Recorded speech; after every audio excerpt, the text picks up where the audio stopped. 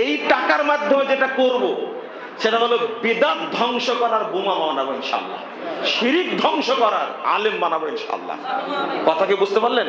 এই টাকা দিয়ে যেটা করব, বাংলাদেশে মাজার পূজা, কবর পূজার শিখনটিকে উৎখাত করার জন্য অস্ত্র তৈরি করব।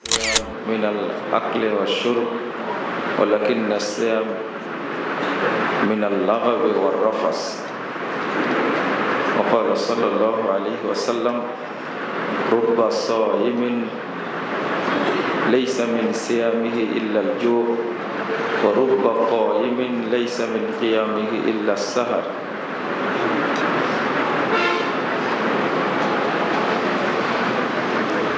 যশোর সদরে প্রতিষ্ঠিত আত-তাওহীদ ইসলামী কমপ্লেক্সের উদ্যোগে আয়োজিত রমাদান শীর্ষক আলোচনা ও ইফতার মাহফিলের সম্মানিত সভাপতি এবং আত-তাওহীদ ইসলামী কমপ্লেক্সের সম্মানিত প্রতিষ্ঠাতা অধ্যাপক ডক্টর মুসলিম উদ্দিন, উপস্থিত উলামায়ে কেরাম, অতিথিবৃন্দ, সুধী মণ্ডলী, আমার প্রাণপ্রিয় ছাত্র ও যুবক ভাইরা, পর্দার আড়ালের মা ও বোনেরা,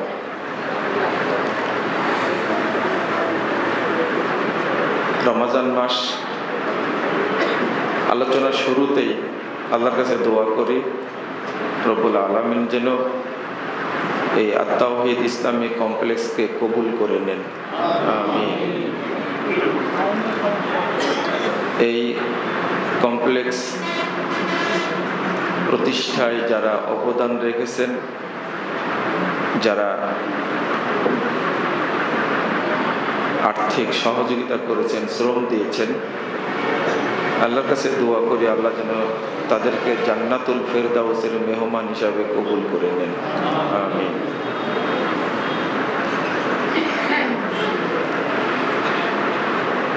আজকে যারা আমরা অংশগ্রহণ করেছি এই আলোচনা সভা এবং ইফতার মাহফিলে, আল্লাহ যেন আমাদের সকলকে ক্ষমা করে দেন, আল্লাহ যেন আমাদেরকে জান্নাতের মেহমান হিসাবে কবুল করে নেন, আমিন।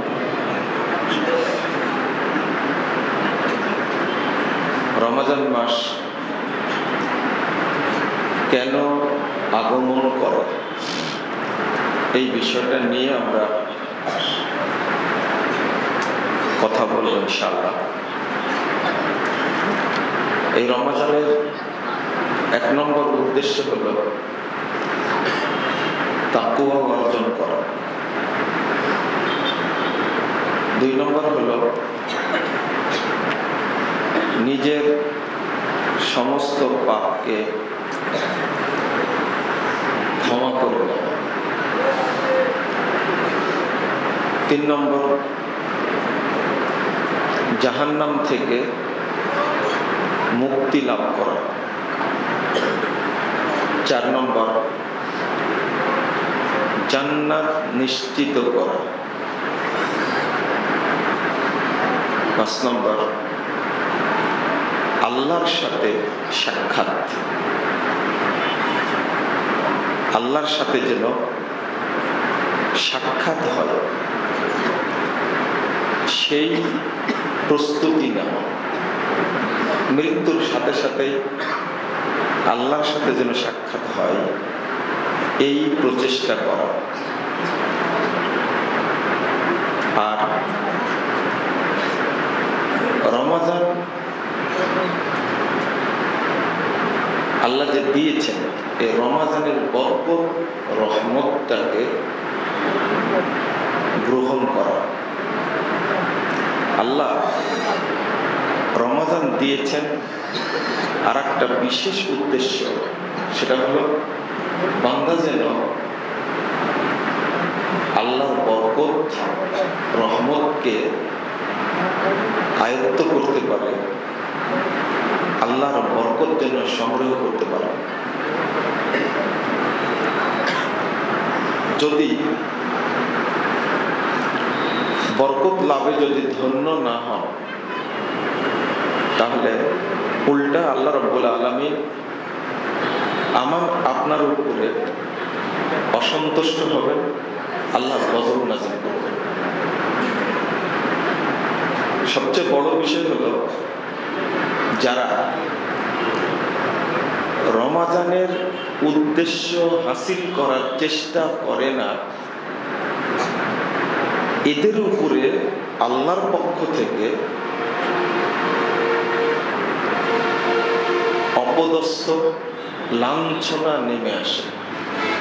আল্লাহ তাদেরকে লাঞ্ছিত করে, অপদস্থ করে। এই উপলব্ধিটা আমরা কিন্তু করি না।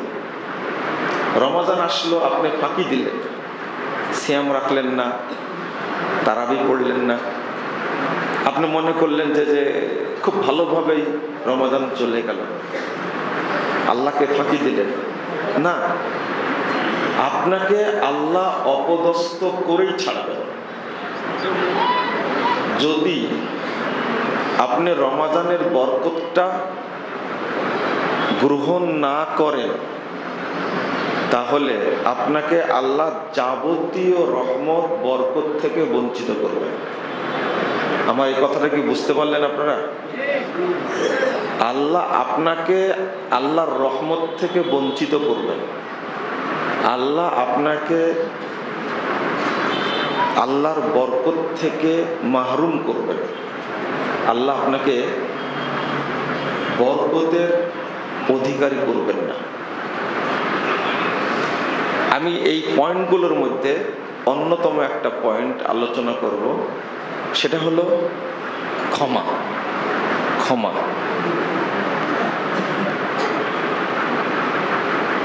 কারণ পাপ থাকা অবস্থায় আল্লাহ আপনার দোয়া কবুল করবেন না।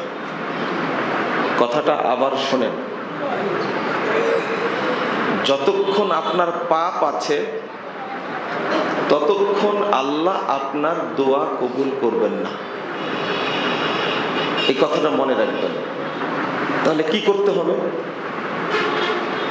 এজন্য হাদিসে এসেছে যে আল্লাহ ফেরেশতাদেরকে লক্ষ্য করে বলছেন, উশহিদুকুম আন্নী কদ গফারতু লাহুম। তোমরা শোনো, তোমাদেরকে সাক্ষী রেখে বলছি, যারা মাজলিসে অংশগ্রহণ করেছে আমি তাদের সবাইকে ক্ষমা করে দিয়েছি। এর পরের বাক্যটা হলো ফাআতাইতুহুম মাসালা। সুতরাং ক্ষমা যেহেতু হয়ে গেছে, এখন তারা যা চাইবে আমি তাদেরকে তাই দান করব। আর একটা হাদিস আসছে, রাসূল সাল্লাল্লাহু আলাইহি ওয়াসাল্লাম বলেছেন, কুমু মাগফুরাল লাকুম ফাকাদ বুদ্দিলাত সাইয়্যাতুকুম হাসানাত। ক্ষমা না পাওয়া পর্যন্ত আল্লাহ রাসূল বলছেন, আল্লাহ রাব্বুল আলামিন বান্দাদেরকে বলছেন, তোমরা এখন চলে যাও, তোমাদের সবাইকে ক্ষমা করে দেওয়া হয়েছে। আর কি করা হয়েছে? ক্ষমার কারণে ফাকাদ বুদ্দিলাত সাইয়্যাতুকুম হাসানাত। ক্ষমার সাথে সাথে তোমাদের পূর্বের পাপগুলো সব নেকি হয়ে গেছে। তাহলে ক্ষমা না হওয়া পর্যন্ত আল্লাহ আপনাকে প্রতিদান দিবেন না। অথচ আমরা কেউ বুঝি না, খালি দোয়া করি, আল্লাহ আমাকে এটা দাও, আল্লাহ আমাকে এটা দাও, আল্লাহ আমার দোয়া কবুল করো। না, পাপ ঘাড়ে রেখে আল্লাহ আপনাকে কিছু দিবেন না। আল্লাহ আপনার দোয়া কবুল করবেন না। এই জন্য প্রতিদিনের পাপ আপনাকে ক্ষমা নিতে হবে। এই জন্য আল্লাহ যত আয়োজন রেখেছেন পাপ ক্ষমার জন্য, সর্বশেষ আয়োজনটা হলো রমাজান। সর্বশেষ আয়োজন হলো রমাজান। আমি আগে যে কথাটা বললাম ওইটা একটু বোঝার জন্য কয়েকটা হাদিস বলি। ৭,২৫৬ নম্বর হাদিস, মুস্তাদরাকে হাকিমে এসেছে। রাসূল সাল্লাল্লাহু আলাইহি ওয়াসাল্লাম একদিন মেম্বারে ওঠার সময় প্রথম স্তরে যখন দাঁড়ালেন তখন বললেন আমিন, দ্বিতীয়তে দাঁড়ালেও বললেন আমিন, তৃতীয়তে দাঁড়ালেও বললেন আমিন। তো রাসূল সাল্লাল্লাহু আলাইহি সাল্লামকে সাহাবীরা প্রশ্ন করলেন, আজকে এমনটা করলেন কেন? এর আগেও তো আপনি খুতবা দিয়েছেন। তো বলছেন যে ফালাম্মা ইরতাকাইতু দারাজা, আজকে ঘটনা ঘটছে, আমি যখনই প্রথম তাকে সিঁড়িতে দাঁড়ালাম তখনই আমাকে জিবরিল আমিন এসে বলছে যে বউদান লিমান দাখালা আলাইহি রমাদান সুম্মান সালাহা ফালাম ইউগফার লাহু, বললেন যে শোনেন, যে ব্যক্তি রমাজান মাস পেল, যার কাছে রমাজান হাজির হলো, অথচ রমাজান চলে গেল কিন্তু ক্ষমা পেল না, ওই ব্যক্তি লাঞ্ছিত হবে, ওই ব্যক্তি অপমানিত হবে। মানে ওই ব্যক্তি অপমানিত হোক, লাঞ্ছিত হোক, ওই ব্যক্তি মাহরুম হোক, লানতপ্রাপ্ত হোক। তা আপনি বলেন আমিন। তখন রাসূল সাল্লাল্লাহু আলাইহি ওয়াসাল্লাম বললেন, আমি আমিন বললাম। মানে এটা কিন্তু পাশ হয়ে গেছে। এটা কি হয়েছে? পাশ হয়ে গেছে। এটা মানে যে রমাজানে ক্ষমা নিতে পারবে না তাকে আল্লাহ অপদস্থ করবেন, এটা কিন্তু পাশ হয়ে গেছে নবী মুহাম্মদ সাল্লাল্লাহু আলাইহি ওয়াসাল্লামের আমিন বলার মাধ্যমে। আপনি কি বুঝতে পারলেন? আপনারা আমিন বলেছেন কে? কবুল হবে না নাকি? কবুল যে হবে এতে কোনো সন্দেহ নাই। যে সিয়াম পালন করবে না, রমাদানকে কাজে লাগাবে না, আল্লাহ যে কোনো ভাবে তাকে অপমানিত অপদস্থ করবেন, এতে কোনো সন্দেহ নাই। কারণ এই হাদিসটা মওজুদ, রাসূল সাল্লাল্লাহু আলাইহি ওয়াসাল্লাম আমিন বলেছেন। শুধু একটা না, আরেকটা হাদিস শুনেন, তিরমিজির মধ্যে এসেছে, রগিমা আনফুর রাজুলিন, ওই ব্যক্তি নাক ছেঁচড়ে যাক, অর্থাৎ এটা আল্লাহর পক্ষ থেকে অভিশাপ, ওই ব্যক্তি ধ্বংস হোক। ভাষাটা দেখেন, মান আদ্রাকা রমাদান সুম্মান সালাহা ফালাম ইউগফার লাহু, রমাজান পেল অথচ পাপগুলো ক্ষমা করে নিতে পারলো না, ওই ব্যক্তি লাঞ্ছিত হবে, অপমানিত হবে। এই লাঞ্ছনা দুনিয়াবী লাঞ্ছনা এবং পরকালীন লাঞ্ছনা। পরকালীন লাঞ্ছনার একটা হাদিস এসেছে, পরকালীন লাঞ্ছনার একটা হাদিস এসেছে, এটা কঠিন। দেখুন, আল্লাহকে কাছে পাওয়া, আল্লাহকে দেখা, যতগুলো ইবাদত আছে, আল্লাহর সাক্ষাৎ পাওয়ার জন্য, আল্লাহর সাথে মুলাকাত করার জন্য যত ইবাদত আছে তার মধ্যে শ্রেষ্ঠ, এক নম্বর এবং সবচেয়ে গুরুত্বপূর্ণ যে ইবাদতটা, সেই ইবাদতের নাম হলো সিয়াম। কারণ আপনারা হাদিস শুনেছেন, লিস-সাইমি ফারহাতান, সায়েমের জন্য দুইটা খুশির মুহূর্ত আছে, দুইটা খুশির মুহূর্ত। একটা হলো ইনদা ফিত্রি, একটা হলো ঈদুল ফিতরের সময়। যখনই সিয়াম শেষ হয়ে গেল তখন আনন্দে সে কি, আমি সিয়াম গুলো পালন করতে পারলাম, আলহামদুলিল্লাহ। এখন সে খুব আনন্দিত, একটা সিয়ামও সে বাদ দেয়নি। আর যে মুমিন একটা সিয়াম কোনোভাবে ছুটে যায় অসুস্থতার কারণে, সে যে এত কষ্ট পায়, এত দুঃখিত হয়, হায় আল্লাহ কিভাবে একটা সিয়াম ছুটে গেল, আফসোসে শেষ থাকে না। কিন্তু যখন কোনো মুমিন পুরো সিয়াম রাখতে পারে তখন তার আনন্দের শেষ থাকে না যে আমি এই বছরের সিয়ামটা পূর্ণ করতে পেরেছি, আলহামদুলিল্লাহ। ওয়া ইনদা লিকাই রাব্বি, আর দ্বিতীয় খুশি হলো তার জন্য আল্লাহর সাথে সাক্ষাৎ। আর কোনো ইবাদত নাই, আল্লাহর সাথে সাক্ষাতের জন্য আর কোনো ইবাদত নাই, স্পেশাল কোনো ইবাদত নাই। এই সিয়ামটাই হলো স্পেশাল ইবাদত। আপনি এই লেখা বলতে, সাক্ষাৎ বলতে কি বুঝেন? আমি পাপের কথা বলতে গিয়ে চলে আসছি, এখন ওখানে চলে যাব এটা বোঝানোর জন্য। আপনার লেখাটা, সাক্ষাৎটা কি? একটা হলো মৃত্যুর সাথে সাথে আল্লাহ রাব্বুল আলামিনকে দেখতে পাওয়া। আপনারা কেউ আশা করেন এটা? আপনি যদি আশা করে থাকেন যে মৃত্যুর সাথে সাথে আল্লাহকে আমি দেখতে চাই, তা আপনি যতটুকু আশা করেন তার চেয়ে আল্লাহ অসংখ্য গুণ বেশি অপেক্ষায় আছেন আপনার সাথে সাক্ষাৎ করার জন্য। মানে আহাব্বা লিকা আল্লাহ আহাব্বাল্লাহু লিকা, যে ব্যক্তি আল্লাহর সাথে সাক্ষাতের অপেক্ষায় থাকে আল্লাহ তার জন্য সাক্ষাতের জন্য অপেক্ষায় থাকে। তো মৃত্যুর সাথে সাথে চোখ দুইটা বন্ধ হয়ে গেছে, আপনি সাথে সাথে আল্লাহকে দেখতে পাবেন।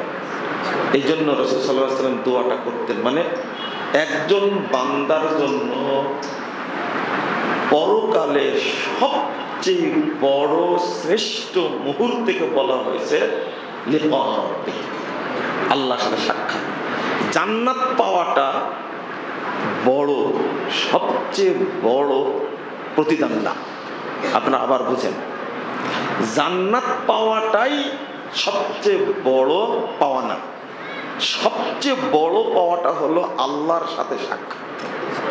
সবচেয়ে বড় পাওয়া, সবচেয়ে, আল্লাহ নিজেই বলছেন ওয়া রিদওয়ানুম মিনাল্লাহি আকবার, আল্লাহর দিদার পাওয়াটা হলো বান্দার জন্য সর্বশ্রেষ্ঠ সবচেয়ে বড় পাওয়া, একটা বড় রহমত।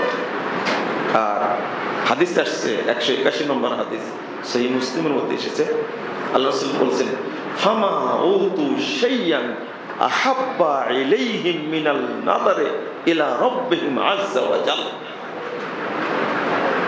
জান্নাতে বান্দাদেরকে যা দেওয়া হবে তার মধ্যে সবচেয়ে বড় নিয়ামত হলো আল্লাহকে দেখা।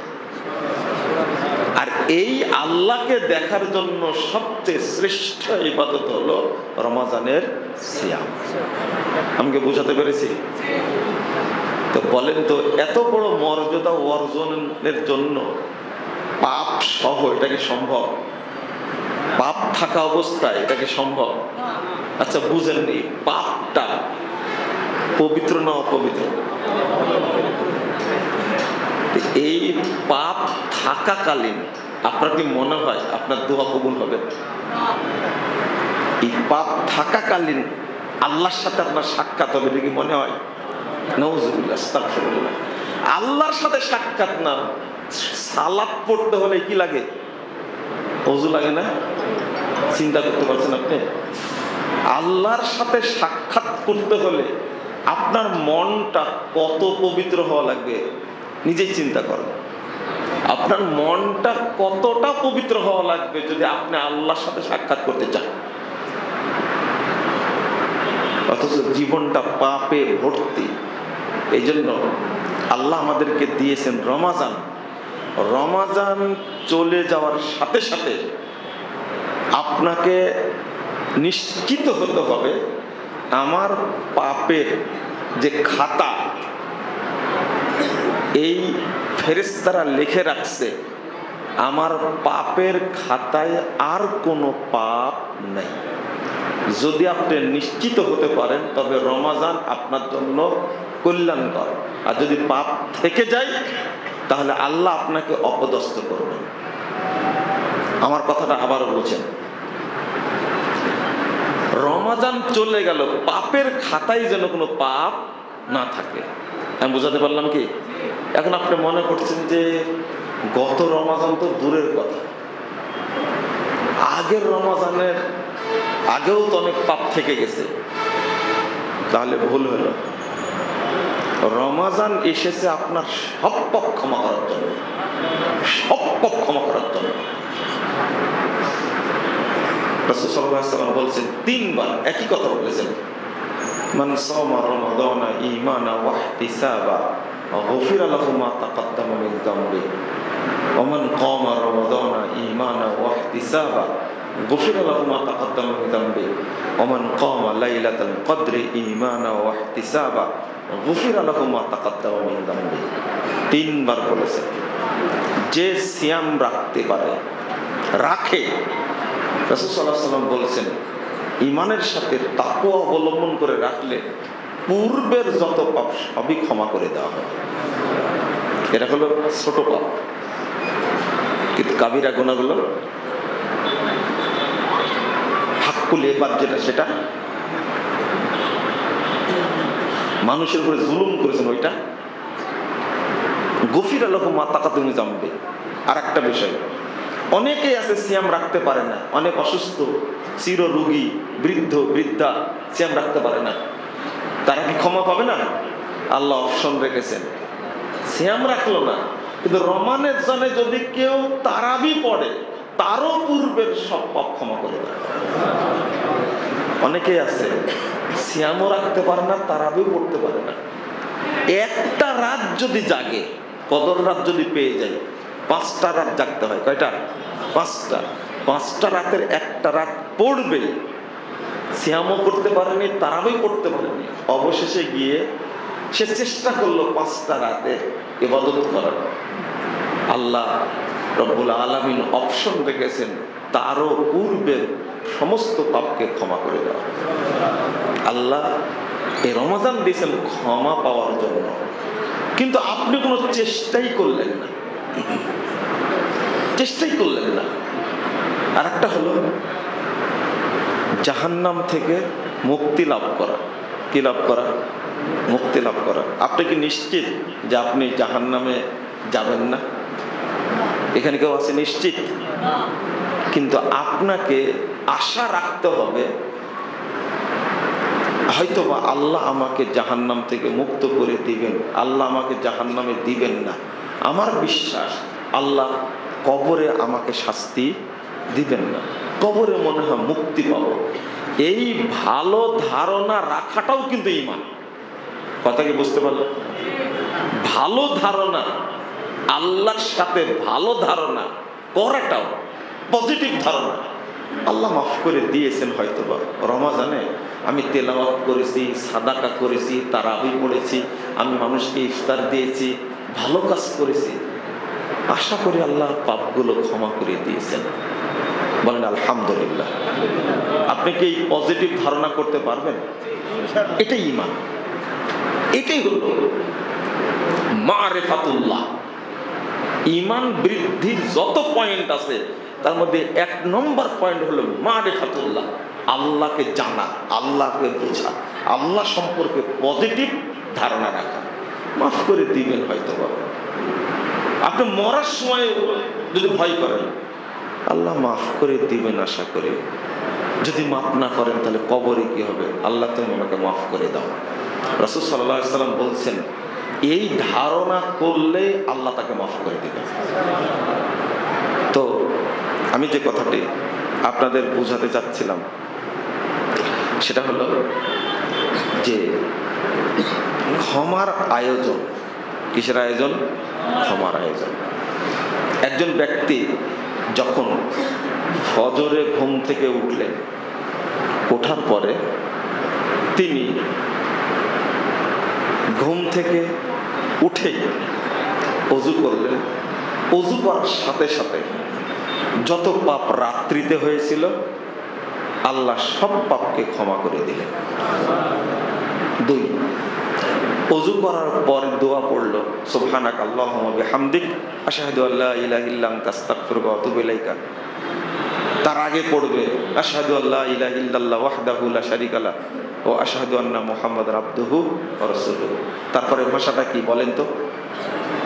বলেন আল্লাহুম্মা জাআলনি মিনাত তাওয়াবিন, কে আল্লাহুম্মা জাআলনি মিনাল মুতাহহিরিন ওয়া জাআলনি, বলেন আপনারা সবাই বলেন না, আল্লাহুম্মা জাআলনি ওয়া জাআলনি মিনাল মুতাহহিরিন। এর অর্থ কি? আল্লাহ তুমি আমাকে তওবাকারীদের অন্তর্ভুক্ত করে নাও।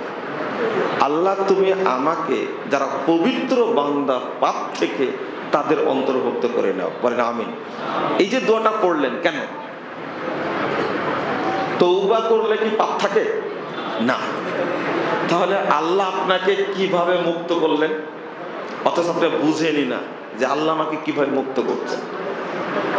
এরপরে মসজিদে গেলেন, কোথায়? মসজিদে গেলেন।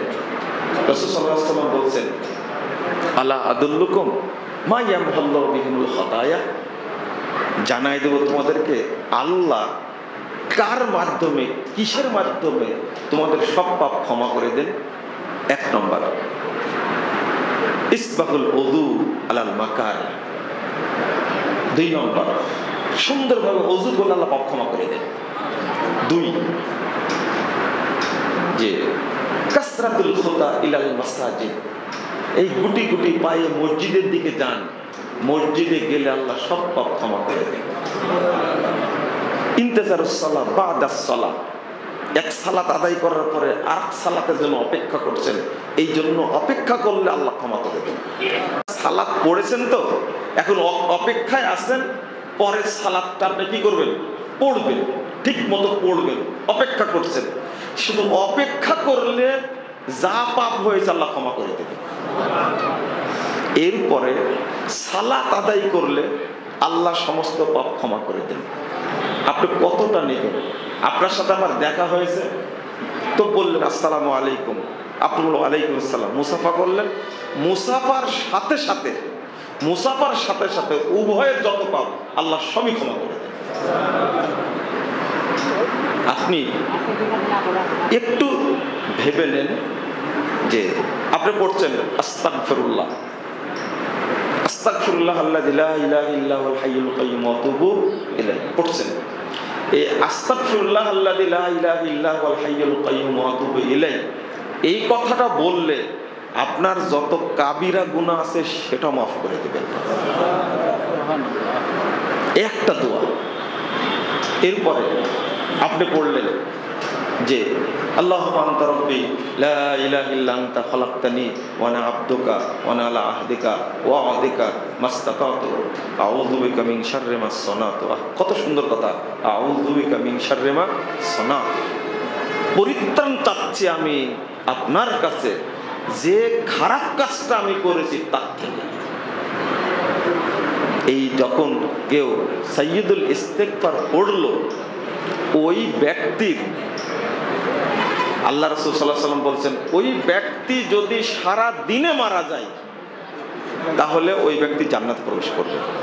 মানে সাইয়্যিদুল ইস্তিগফার পড়ার মাধ্যমে আপনার সব পাপ কি হয়ে গেল? ক্ষমা হয়ে গেল।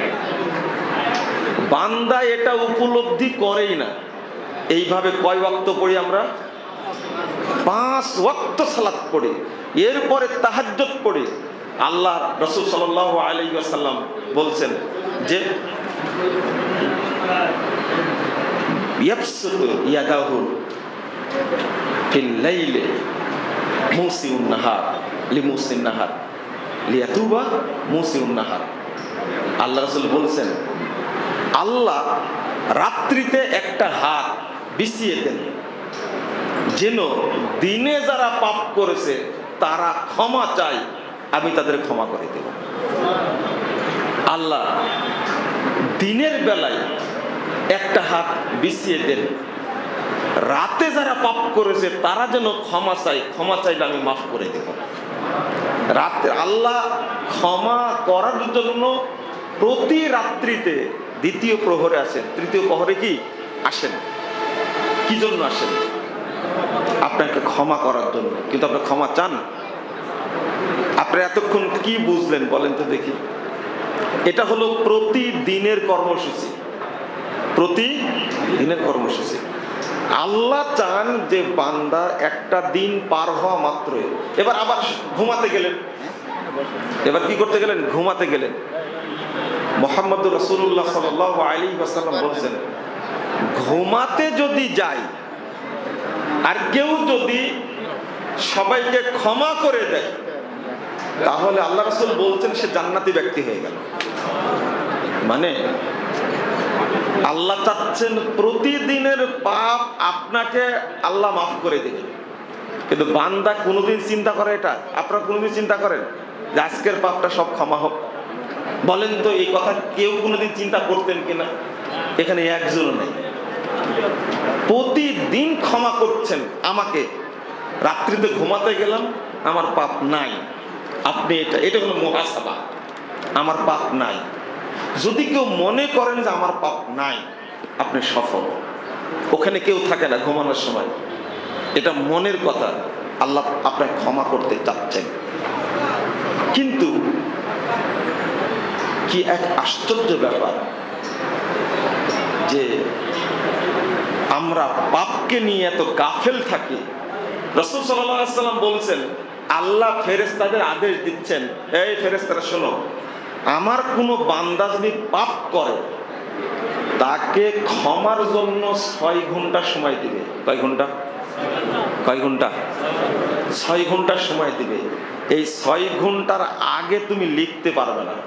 যদি ক্ষমা চাই তাহলে ক্ষমা হয়ে গেল, আর 6 ঘন্টা পার হওয়ার পরও যদি ক্ষমা না চাই তাহলে লিখবে তুমি। আপনি বলেন তো, বান্দাকে আল্লাহ কিভাবে পাপ মুক্ত রাখার ব্যবস্থা করেছেন? আপনি খেয়াল করেছেন? এরপর রমাজান, এরপরে কি রমাজান, এতগুলোর পরেও কি রমাজান। রমাজান মানেই হলো যত পাপ আপনার আমুলনামায় আছে সব পাপকে পুড়িয়ে দেওয়া। সব পাপকে কি করা? পুড়িয়ে দেওয়া। রমাজান শব্দের অর্থই হলো, মানে কোন স্তূপে আগুন জ্বালিয়ে দেওয়া। আগুন জ্বালিয়ে দিলে, একটা বাড়িতে আগুন জ্বালিয়ে দিলে যতক্ষণ বাড়ি থাকবে ততক্ষণ পুড়বে না? হ্যাঁ, এটা হলো রমাজান। রমাজান 30টা দিন আল্লাহ দিয়েছেন আপনাকে। এই রমাজানটা আপনার পাপে আগুন ধরায় দিবেন আল্লাহ। একবারে রমাজান শেষ হওয়া পর্যন্ত সমস্ত পাপকে পুড়ায় ফেলবেন আল্লাহ। সব পাপ পুড়ায় ফেলবেন আপনার। কিন্তু এই প্রস্তুতি কি আছে? এই যে ইবাদত এত কিছু করার পরে রাসূলুল্লাহ সাল্লাল্লাহু আলাইহি ওয়াসাল্লাম সম্পর্কে ইবনে আব্বাস রাদিয়াল্লাহু আনহু বলছেন যে কানা নবী সাল্লাল্লাহু আলাইহি ওয়াসাল্লাম আজওয়াদান নাস, মানুষের মধ্যে সবচেয়ে বড় দানশীল ছিলেন মুহাম্মদুর রাসূলুল্লাহ সাল্লাল্লাহু আলাইহি ওয়াসাল্লাম। মানুষের সম্পদ অনেক থাকতে পারে, কিন্তু দেওয়ার ক্ষেত্রে দানশীল প্রমাণিত হয়। পৃথিবীতে সবচেয়ে বড় দানশীল মানুষ মুহাম্মদুর রাসূলুল্লাহ সাল্লাল্লাহু আলাইহি ওয়াসাল্লাম।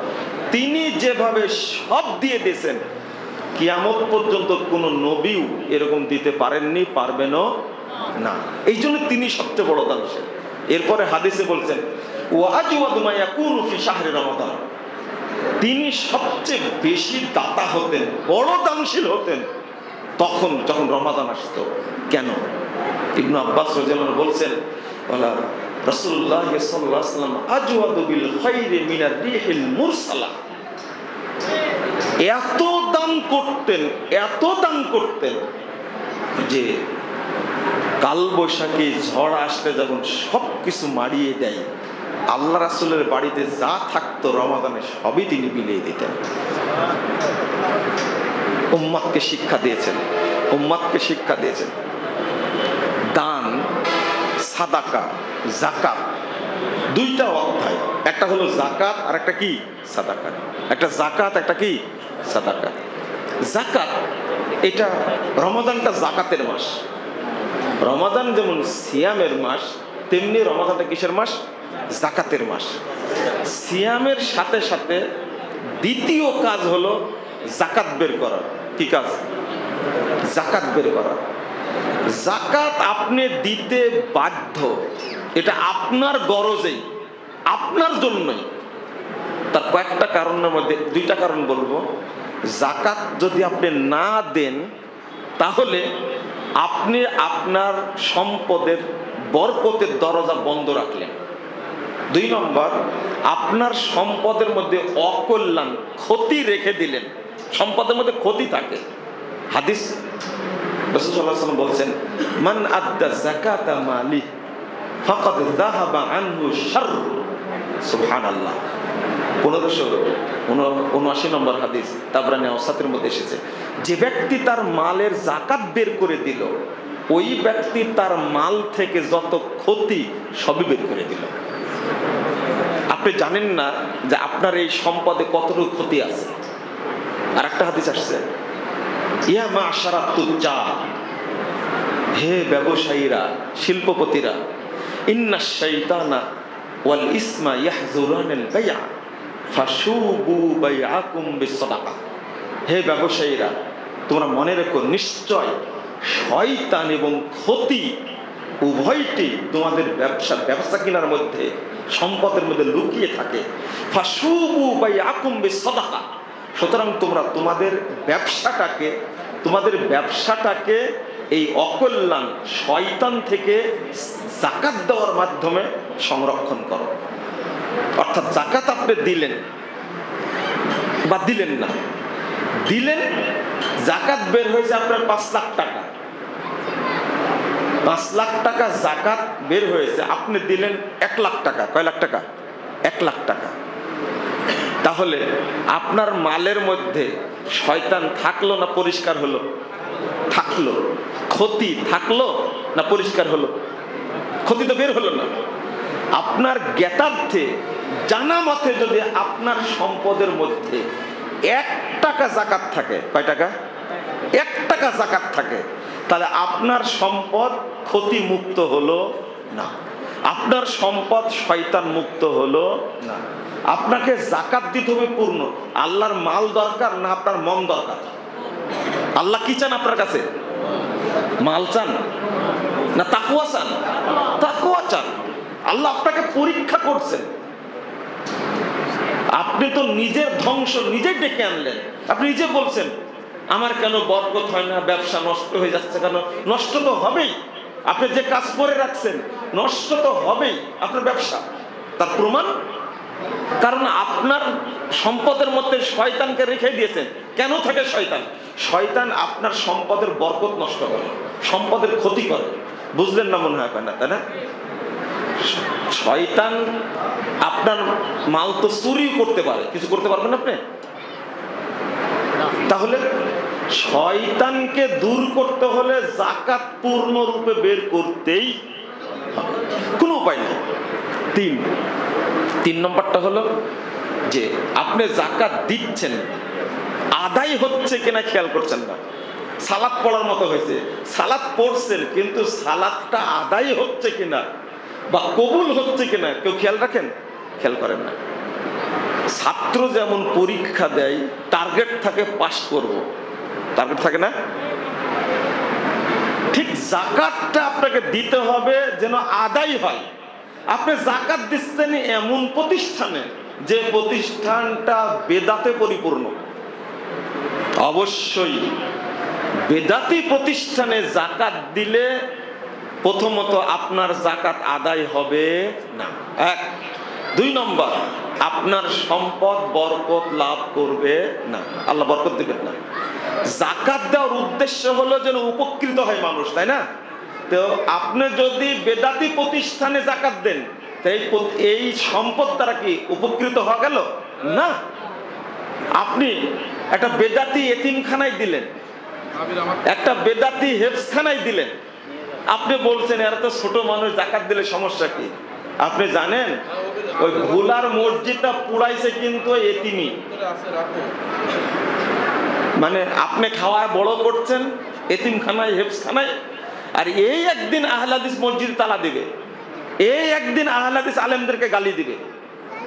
এখন যে ঘটনা ঘটছে, মাগুরের একটা ছেলে দেখা করলো আমার সাথে আজকে, গতকালকে একজন ফোন দিছে, সারা বাংলাদেশে নতুন করে অত্যাচার শুরু হয়েছে। কারা করছে? সব টুপিওয়ালা, পাগড়িওয়ালা, আলখেল্লাওয়ালা, মুখ পোড়া শয়তানগুলো। সরকার একটা কথা বলে দিয়েছেন না, যে আর 3 মিনিট 4 মিনিট দেরি করে ইফতার করা যাবে না। সারা দেশে বলে দিছে না, এটা সরকারি। আপনারা বলেন যে সরকার করলে আমরা মানবো, কিভাবে মানলেন আপনারা? আহলে হাদিস মসজিদের উপর আক্রমণ করছেন কেন, হামলা করছেন কেন আপনারা? এখন এরা, আমি আগে একটা বক্তব্য বলেছি, যদি ঈসা আলাইহিস সালাম এখন আসে, এই সমস্ত বেদাতি মুখ পোড়া শয়তানগুলো একটাও হেদায়েত পাবে না, একটাও দিন গ্রহণ করবে না, একজনও করবে না। এর আগে বলতো মসজিদে হারামে কেন 20 রাকাত তারাবি চলছে, নববীতে চলছে, আমরাও চলবে।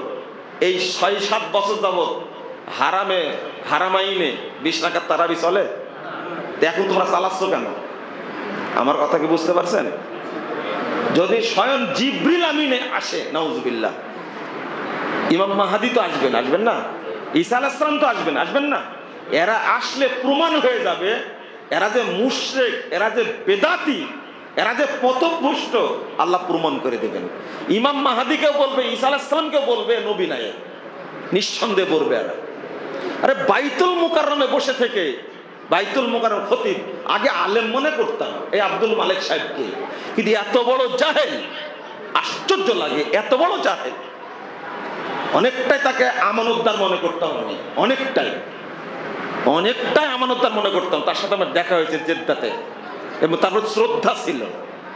কিন্তু বাইতুল মুকাররমে বসে থেকে বক্তব্য দেয় যে হারামাইনে 20 রাকাত তারাবি বন্ধ করে দিয়েছে, এটা একটা বড় ষড়যন্ত্র।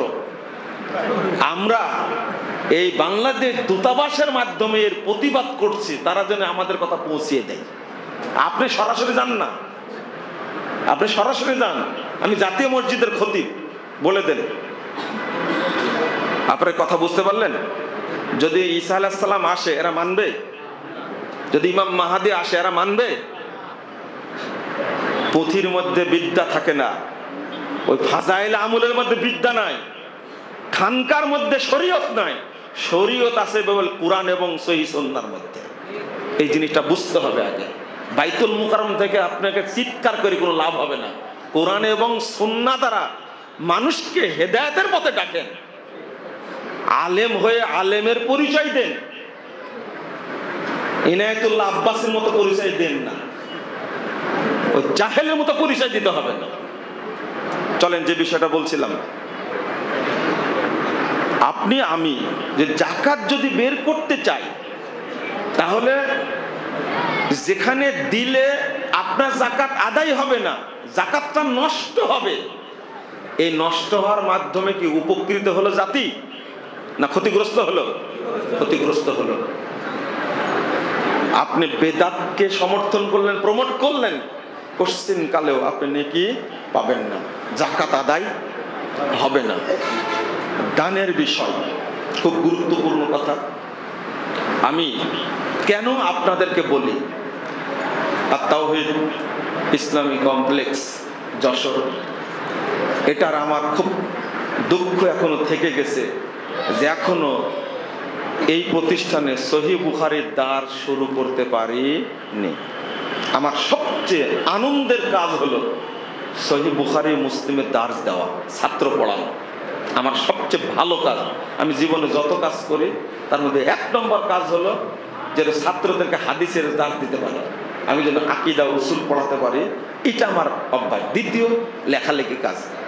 কিন্তু এই আত-তাওহীদ ইসলামী কমপ্লেক্সে এখন আমরা শুরু করতে পারিনি।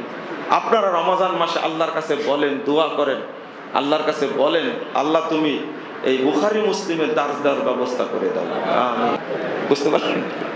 তো এই জন্য আমি দোয়া করি, আমার স্পেশালি দোয়া আল্লাহর কাছে, যারা এই সালাফি আকীদার প্রতিষ্ঠানগুলোতে দান করে, আল্লাহ তুমি তোমার ভান্ডার থেকে প্রতি টাকায় 1 কোটি করে বরকত দান করো।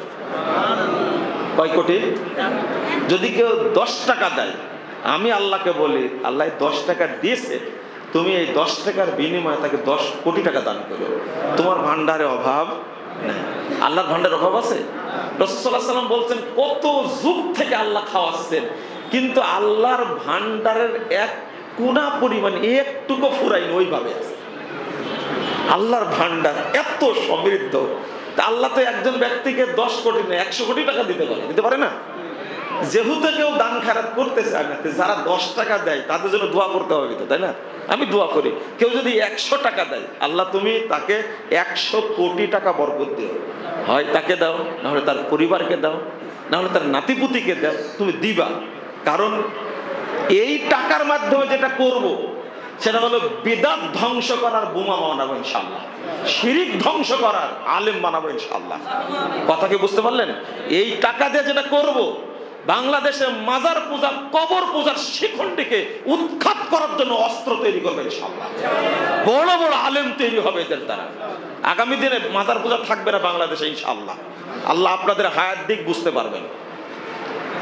কারণ ইতিমধ্যে জেনে গেছেন শেখ মুজিবের মূর্তিকে কেউ সেজদা না করলেও 5 আগস্টে মাত্র 2-1.5 ঘন্টা 2.5 ঘন্টার মধ্যে গোটা বাংলাদেশে কি সাফ হয়নি? যদিও তারা ইসলামের জন্য ভাঙ্গেনি, আগে ভাঙ্গার দরকার ছিল মাজারগুলো। কিগুলো? মাজারগুলো। এক সমন্বয়ক বলতে জানেন, যারা কাজ করেছে, বলছে যে এই বক্তব্যটা যদি আগে দিতেন তাহলে কাজটা একসঙ্গে হয়ে যেত। বুঝেননি কথা? আমাকে বলছে যে এই বক্তব্যটা যদি আগে দিতেন। বহুবার দিয়েছি কিন্তু কানে নেননি আপনারা। বলছে না, এখন কানে ঢুকছে যে মূর্তি ভাঙ্গাচ্ছে, মাজার ভাঙ্গা জরুরি ছিল, এটা বুঝিনি। তাহলে একসঙ্গে দুইটাই হয়ে যেত। তাহলে একদিন হবে ইনশাআল্লাহ। আল্লাহ তুমি কবুল করো, আমিন।